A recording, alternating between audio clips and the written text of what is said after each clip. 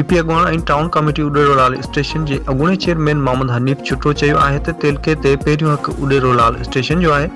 Uderolal station जी अवाम काफ़ी वक़्त खां तेलके जी हिमायत में तहरीक पिणु हलाए रहियो आहे। हिन चए तो उॾेरोलाल स्टेशन आबादी ऐं सहूलियतुनि जे लिहाज़ खां सॼे ज़िले में पहिरें नंबर ते शहर आहे।